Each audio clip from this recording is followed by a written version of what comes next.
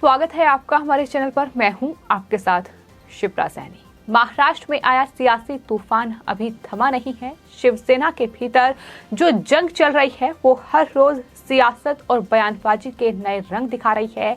इस बीच जो महाराष्ट्र के मुख्यमंत्री हैं एकनाथ शिंदे वो दिल्ली पहुंचे हैं और उन्होंने केंद्रीय गृह मंत्री अमित शाह, रक्षा मंत्री राजनाथ सिंह, राष्ट्रपति रामनाथ कोविंद, इसके अलावा बीजेपी के राष्ट्रीय अध्यक्ष जेपी नड्डा से मुलाकात की है। लेकिन ये तस्वीरें, ये दिल्ली दौरा मुख्यमंत्री का ऐसा लगता है कि उद्धव सेना को हजम नहीं हो रहा है और यही वजह है कि शिवसेना के सांसद संजय राउत लगातार बयानबाजी कर रहे हैं। उनकी तरफ से अब एक नया बयान सामने आया है। उन्होंने कहा है कि शिवसेना का मुख्यमंत्री दिल्ली नहीं जाता है। कैबिनेट विस्तार के लिए मुख्यमंत्री दिल्ली नहीं जाते हैं शिवसेना के, ये उनकी तरफ से कहा गया है।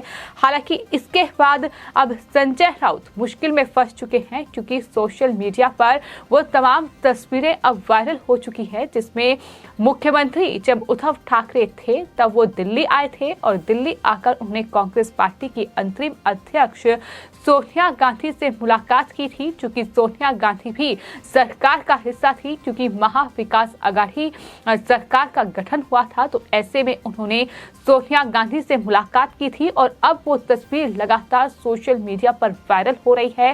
संजय राउत से अब जवाब मांगा जा रहा है कि जो संजय राउत ये कह रहे हैं कि कैबिनेट विस्तार के लिए शिवसेना का कोई मुख्यमंत्री दिल्ली नहीं आता है, तो फिर आखिर ये तस्वीर क्या बयां कर रही है, इस पर अब संजय राउत जवाब दें।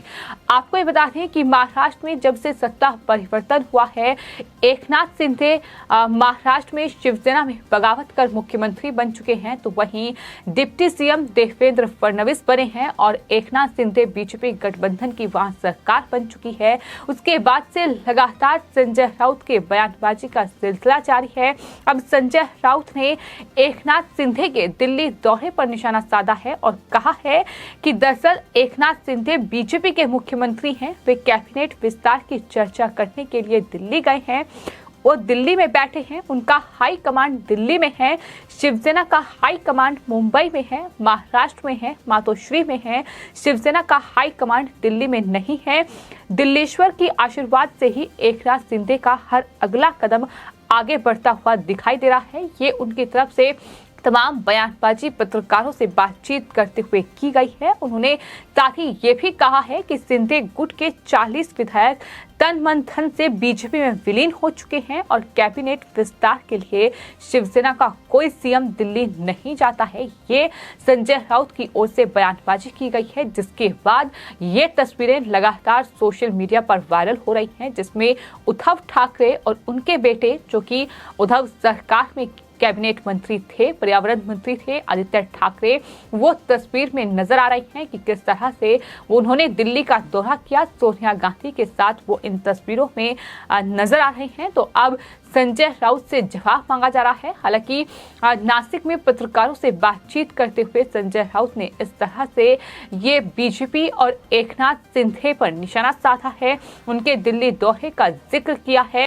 आपको ये बता दें कि मुख्यमंत्री बनने के बाद पहली बार एकनाथ शिंदे दिल्ली पहुंचे, जहां उन्होंने केंद्रीय गृह मंत्री अमित शाह से मुलाकात की है, रक्षा मंत्री से उनकी मुलाकात हुई है, महामहिम राष्ट्रपति रामनाथ कोविंद से भी उनकी मुलाकात हुई है। इसके अलावा बीजेपी के राष्ट्रीय अध्यक्ष जेपी नड्डा से भी एकनाथ शिंदे और देवेंद्र फडणवीस मिले हैं। लेकिन इसके अलावा प्रधानमंत्री नरेंद्र मोदी से भी उनकी मुलाकात होगी और माना जा रहा है कि मंत्रिमंडल के विस्तार पर अंतिम मोहर जो है वो राजधानी दिल्ली में ही लग सकती है।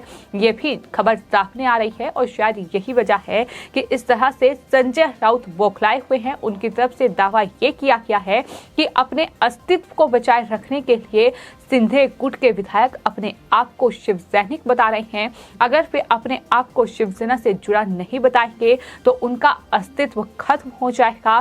संजय राउत ने शिंदे गुट के विधायकों को चुनौती देते हुए ये भी कहा कि हिम्मत है तो मध्यवर्ती चुनाव करवाएं और उद्धव ठाकरे समर्थक उम्मीदवारों के खिलाफ चुनाव लड़कर दिखाएं। लगातार संजय राउत इस तरीके के बयान दे रहे हैं। हाल ही में उनकी तरफ से ये भी कहा गया कि दरअसल बीजेपी शिवसेना को सिर्फ तोड़ना नहीं चाहती है बल्कि शिवसेना का विनाश चाहती है, और उन सब के बाद अब बाकी विधायकों पर भी संजय राउत लगातार हमलावर हैं। अब इस तरह से वो मध्यवर्ती चुनाव कराए जाने की मांग कर रहे हैं और ये कह रहे हैं कि शिवसैनिक अब उन्हें सबक सिखाएंगे, वो दोबारा विधानसभा में नहीं पहुंचेंगे। ये तमाम बयानबाजी का दौर है जो लगातार जारी है। इतना ही नहीं, सिंधे गुट के जो विधायक हैं जो कि शिवसेना से बागी होकर सिंधे गुट में शामिल हुए हैं, उन पर लगातार संजय राउत हमलावर हैं और कह रहे हैं कि दरअसल सिंधे गुट के 40 विधायक तन से, मन से और धन से बीजेपी में विलीन हो चुके हैं। मन से बीजेपी में विलीन हो चुके हैं और धन से तो पहले ही विलीन हो चुके हैं। संजय राउत ने यह भी कहा कि शिवसेना ने उन्हें पद दिया, प्रतिष्ठा दी और उन्हें एक रात में उन्होंने शिवसेना छोड़ दी। 50 लाख का वजन नहीं उठा सके और बिक गए। इस तरीके के आरोप जो है वो तमाम बागी विधायकों पर लगातार संजय राउत लगा रहे हैं। विधायकों की बगावत की असली वजह यह है, उद्धव ठाकरे के बीमार होने का फायदा उठाया और बगावत की। संजय राउत ने कहा कि हनुमान हमारे, गदा हमारी और शिवसेना का चुनाव चिन्ह भी हमारा ही होगा, यानी उस पर भी अब संजय राउत लगातार दावा ठोक रहे हैं। लेकिन वहीं कहीं न कहीं उद्धव ठाकरे यानी जो शिवसेना के प्रमुख हैं, उन्हें इस बात की भनक जरूर है कि अब लड़ाई जो है वो चुनाव चिन्ह की ही होगी, क्योंकि अब सिंधे गुट के पास जो है बहुमत का आंकड़ा है, विधायकों की ज्यादा संख्या उनके पास है। तो ऐसे में चुनाव चिन्ह पर भी लगातार खतरा मंडरा रहा है। लेकिन सवाल तो यही है कि शिवसेना के सांसद संजय राउत इस तरह की बयानबाजी सरकार के गठन से पहले भी कर चुके हैं। वो पहले ये दावा कर रहे थे कि कोई सत्ता परिवर्तन नहीं होगा, उद्धव सरकार को कोई खतरा नहीं है। लेकिन एकनाथ शिंदे ने जो सियासी दांव खेला, उसने महाराष्ट्र में सब कुछ बदल कर रख दिया। किस तरह से एकनाथ शिंदे एक बड़े गेम चेंजर के तौर पर उभरे और उन्होंने मुख्यमंत्री वो खुद बन गए और वहीं डिप्टी सीएम देवेंद्र फडणवीस बने। यानी इस तरीके का सियासी खेल, सियासी दांव खेला गया और संजय राउत के तमाम बयान जो थे वो धरे के धरे रह गए। और एक बार फिर से चुनाव चिन्ह को लेकर जो दावा संजय राउत कर रहे हैं, जाहिर तौर पर देखना दिलचस्प होगा कि आखिर शिवसेना का ये चुनाव चिन्ह किसका होगा, आखिर शिवसेना पर किसका कब्जा होगा, ये देखना दिलचस्प होगा। फिलहाल इस तरीके की बयानबाजी का दौर जारी है, चूंकि दिल्ली दौरा अपने आप में बेहद महत्वपूर्ण है, चूंकि अभी तक मंत्रिमंडल का विस्तार नहीं हुआ है। अभी तक मंत्रियों के नाम सामने नहीं आए हैं कि आखिर कौन से वो विधायक होंगे जिन्हें मंत्री बनाया जाएगा। हालांकि कयासों का दौर अभी भी जारी है, कई नाम सामने भी आ रहे हैं, लेकिन मंत्रिमंडल के विस्तार पर अंतिम मोहर राजधानी दिल्ली में ही लगेगी, ये लगातार खबरें सामने आ रही है। और शायद यही वजह है कि इस तरह से ये शिवसेना के सांसद संजय राउत की बौखलाहट सामने आ रही है, जिसमें वो ये कह रहे हैं कि शिवसेना का कोई सीएम दिल्ली नहीं चाहता। लेकिन क्या संजय राउत इन तस्वीरों पर जवाब देंगे जो लगातार सोशल मीडिया पर वायरल हो रही हैं? वो तब की तस्वीरें हैं जब उद्धव ठाकरे मुख्यमंत्री बनने के बाद राजधानी दिल्ली आए थे और उन्होंने सोनिया गांधी से मुलाकात की थी।